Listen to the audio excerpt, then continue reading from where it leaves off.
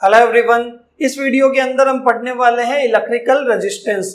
तो देखो electrical resistance क्या होता है, तो ये किसी भी मटेरियल की या कंडक्टर की प्रॉपर्टी होती है जो करंट के फ्लो का या चार्ज के फ्लो का रेसिस्ट करती है, अपोज करती है सर्किट के अंदर।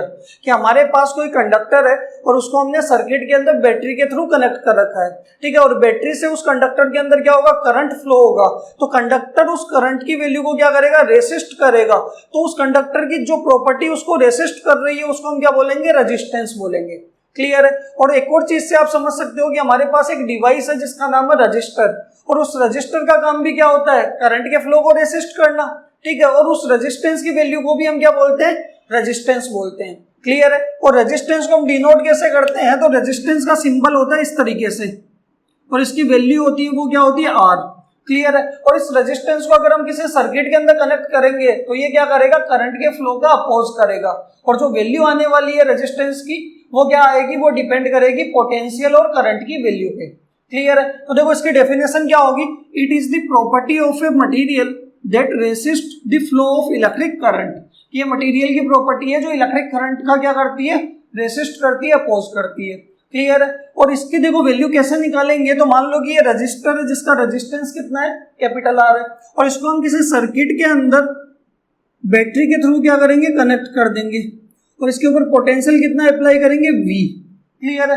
तो यहाँ पे क्या होने वाला है, यहाँ पे करंट फ्लो करने वाला है, और ओम्स के अकॉर्डिंग जो पोटेंशियल है वो डायरेक्टली प्रोपोर्शनल किसके होगा, इस करंट की वैल्यू क्या होने वाला है, कि जितना ज्यादा पोटेंशियल अप्लाई करेंगे उतना ही ज्यादा इसके अंदर क्या होगा, करंट फ्लो करने वाला है। तो यहाँ पे आप लिख सकते हो, अकॉर्डिंग टू ओम्स लॉ जो पोटेंशियल है वो डायरेक्टली प्रोपोर्शनल किसके आएगा, करंट के। और जैसे ही प्रोपोर्शनल का साइन हटाएंगे कांस्टेंट आएगा जिसको हम बोलते हैं आर, रेजिस्टेंस।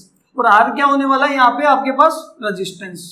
बताओ क्लियर है, जो कि प्रॉपर्टी ऑफ कंडक्टर या फिर मटेरियल है। क्लियर है। या फिर इसके डेफिनेशन आप ये भी बोल सकते हो कि आर इक्वल्स टू क्या हो जाएगा, V अपॉन आई। तो ये रेशियो होगा किसका, potential applied to the current flowing through this conductor या सर्किट, कि आपने कितना पोटेंशियल अप्लाई किया सर्किट के अंदर और उसकी वजह से कितना करंट उसमें फ्लो हुआ है, दोनों का रेशियो क्या होने वाला है, रेजिस्टेंस होने वाला है। क्लियर है। अगर इसकी एसआई यूनिट की अगर हम बात करें तो देखो इसकी एसआई यूनिट क्या होने वाली है, तो इसकी एसआई यूनिट होगी ओम, ओम्स लॉ वाला ओम, और इसका सिंबल इस तरीके से होता है। या फिर आप इसकी एक और यूनिट लिख सकते हो, वो क्या होगी, तो R equals to V upon I. तो V का तो क्या हो जाएगा, वोल्ट, और करंट का क्या हो जाएगा, एम्पियर। तो आप लिख सकते हो वोल्ट पर एम्पियर। तो ये हमारे पास इलेक्ट्रिकल रेजिस्टेंस की जो करंट के फ्लो को क्या करता है, रेसिस्ट करता है सर्किट के अंदर, और वैल्यू कितनी आती है, V अपॉन आई।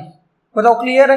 नेक्स्ट हम बात करते हैं रेजिस्टेंस ऑफ एन कंडक्टर, या फिर कौन कौन से फैक्टर्स पे रेजिस्टेंस डिपेंड करेगा कंडक्टर के।